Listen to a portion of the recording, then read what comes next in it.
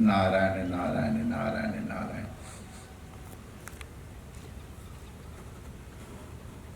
एक संत अपनी कुटिया में रात्रि में भजन कर रहे थे।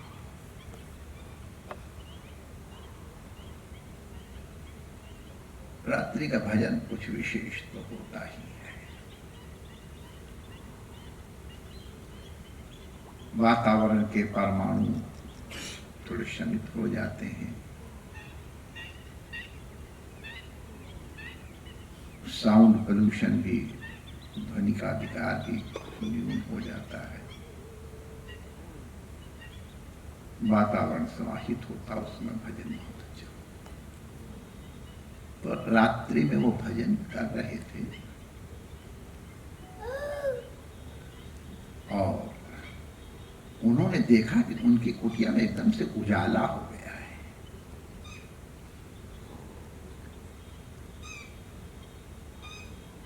तो वो कौतूहल में आ गया कि आखिर ये प्रकाश कहाँ से आया, हमने तो बत्ती जलाई नहीं है। तो देखा एक दिव्य शरीर वाले देवदूत विराज रहे हैं और ये प्रकाश उनके दिव्य विग्रह से आ रहा है।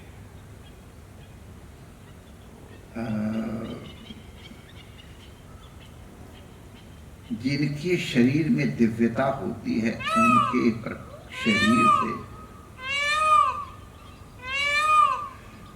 उनके शरीर से विद्युत तरंगें प्रवाहित होती है। ये तो अनुभव किया ही गया है और उसी को प्रभा मंडल भी कहते हैं। भजन की तेजस्विता प्रभा मंडल के रूप में परिभाषित होती है। किन्हीं किन्हीं महापुरुषों के समीप जाओ तो अपने आप ध्यान लग जाता है। कई लोग कहते हैं कि न जाने कौन कौन सी जिज्ञासाएं प्रश्न लेके आए थे, यहाँ सब भूल ही गए।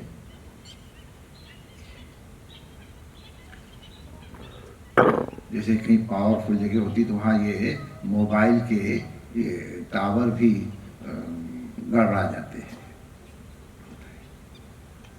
तो उस देवदूत के शरीर से प्रभा विकीर्ण हो रही थी और एक दिव्यता का आभास हो रहा था। तो संत को जिज्ञासा हुई, उनका प्रणाम किया। आप पधारे, आपकी अपनी कुटिया है इसलिए निमंत्रण की तो कोई बात नहीं, आप पधारे, हम धन्य हुए। संत ने देखा वो कुछ एक लिस्ट बनाए हुए थे उसको ऐसे, तो आप लिस्ट देख लें। पूज्य जन आप क्या कर रहे हैं? उनका मैं एक सूची बना रहा हूं, जो भगवान के भक्त हैं, भगवान के प्रेमी हैं। तो अब जैसे जब रिजल्ट निकलने लगता सबका मन होता है क्या रिजल्ट आया, क्या रिजल्ट आया, स्वाभाविक है। तो संत के मन में आया, पूज्यवर मेरा नाम उसमें है क्या? क्या नाम तुम्हारा? ये मेरा नाम। उसने ऊपर से नीचे तक देखा तो आपका नाम तो इसमें नहीं है, आप क्षमा करें। अच्छा कोई बात नहीं है, नहीं है कोई बात नहीं। लेकिन अगर कभी आप कोई लिस्ट बनाओ तो जिस भगवान के जो सेवक हैं उनके सेवकों में मेरा नाम है कि नहीं देख लेना।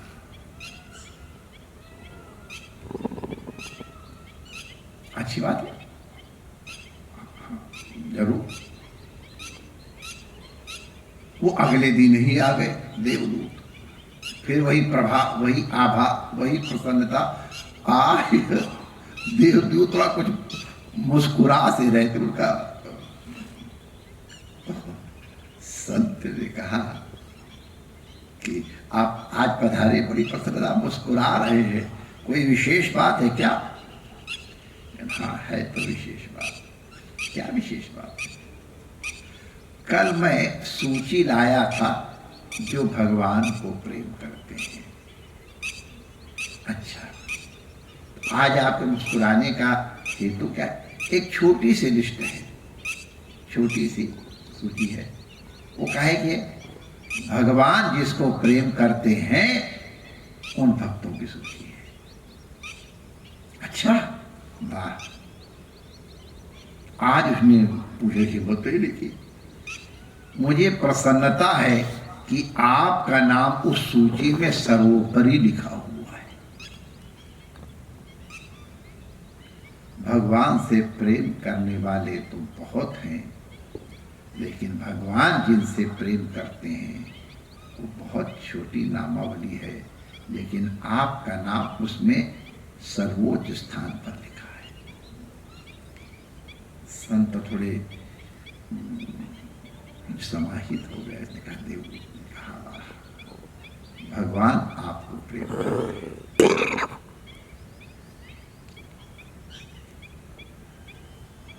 भगवान से प्रेम करने वालों से तो भगवान की प्रेम ही है, लेकिन जो भगवान के भक्तों से प्रेम करता है, भगवान उससे अधिक प्रेम करते हैं।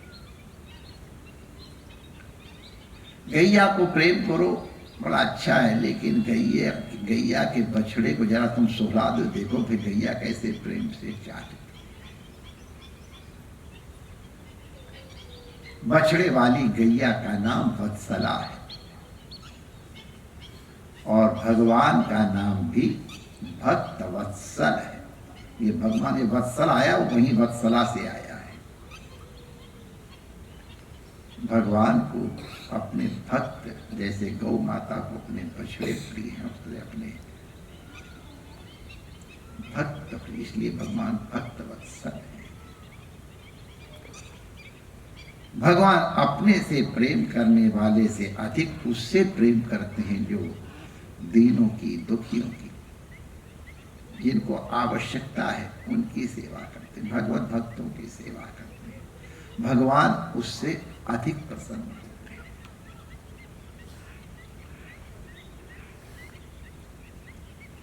भगवान का अपराध हो जाए तो भगवान बहुत अधिक ध्यान नहीं करते हैं, लेकिन अगर किसी से भक्त का अपराध हो जाए तो उसको भगवान बहुत गंभीरता से लेते हैं।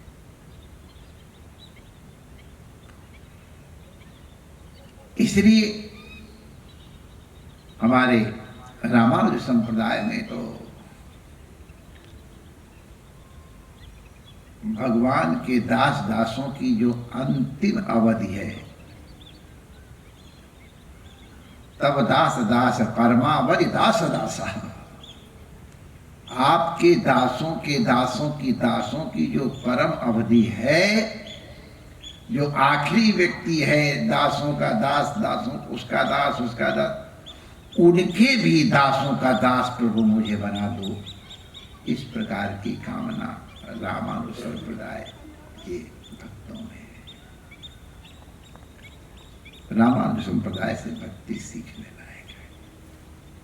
कैंकर्य कैसे किया जाता है ये उस संप्रदाय में, तो उससे गुण तो कहीं से लेना चाहिए। श्री वृत्रासुर ने जो चतुश्लोकी भक्ति की निगदिता की है, उसमें भगवान से यही प्रार्थना की है,